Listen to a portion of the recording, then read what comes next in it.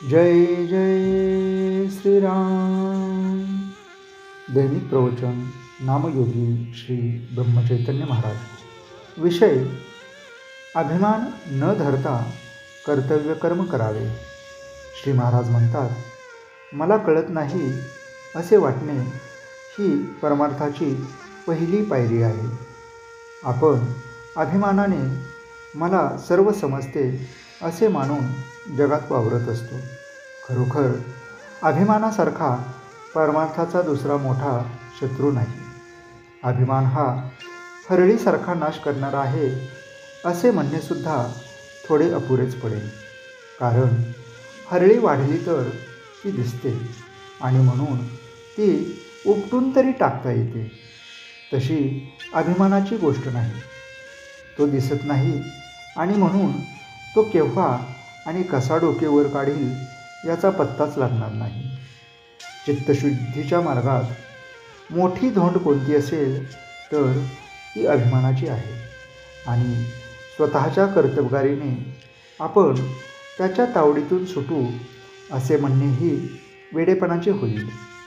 त्याच्या कचाट्यातून सुटण्याचा मार्ग म्हणजे सद्गुरूला अनन्य भावे शरण जाऊन अभिमानाच्या तावडीतून सोडविण्याबद्दल त्यांची सतत प्रार्थना करणे हाच होय.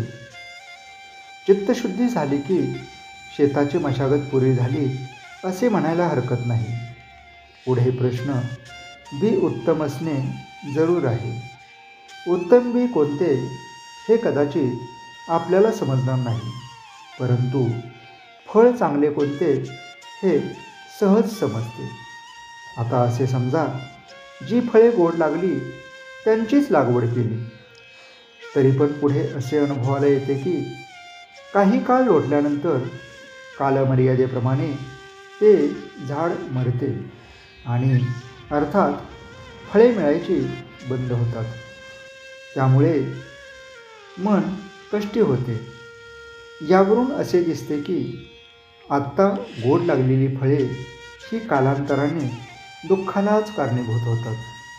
तर मग बी निवडताना असे पाहणे जरूर आहे की ज्याची झाडे कायम टिकणारी आहेत आणि फळे अक्षय सुखाचा लाभ देणारी आहेत, जगात उत्तम झालेली अशी कोणती वस्तू आहे की जी अक्षय टिकेल? कोणतीही नाही असेच उत्तर येईल. म्हणून विनाशी फळाच्या आशेने केलेले कोणतेही कार्य सुखाला नेत नाही असे म्हणावे लागते.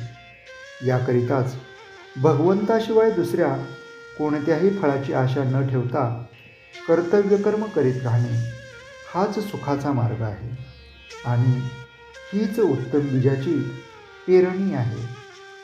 भगवंताची मनोभावे प्रार्थना करावी की, हे देवा, तुझी भक्ती तुझ्याशिवाय इतर कोणत्याही फळाच्या आशेने न होईल अशी कृपा कर.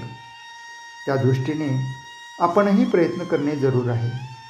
ज्याप्रमाणे किडके आणि चांगले एकत्र झालेले धान्य आपण सुपात घालून पाखडतो आणि किडके धान्य बाहेर उडवून लावतो, मागे उत्तम धान्य शिल्लक ठेवतो, त्याप्रमाणे भगवंताची भक्ती करता करता भगवत प्राप्तीशिवाय इतर होणाऱ्या इच्छा काढून टाकण्याचा क्रम ठेवावा.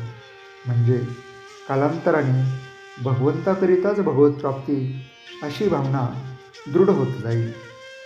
आजचे बोधवचन: खरे सुख हे कायम टिकणारे पाहिजे. जय जय श्रीराम.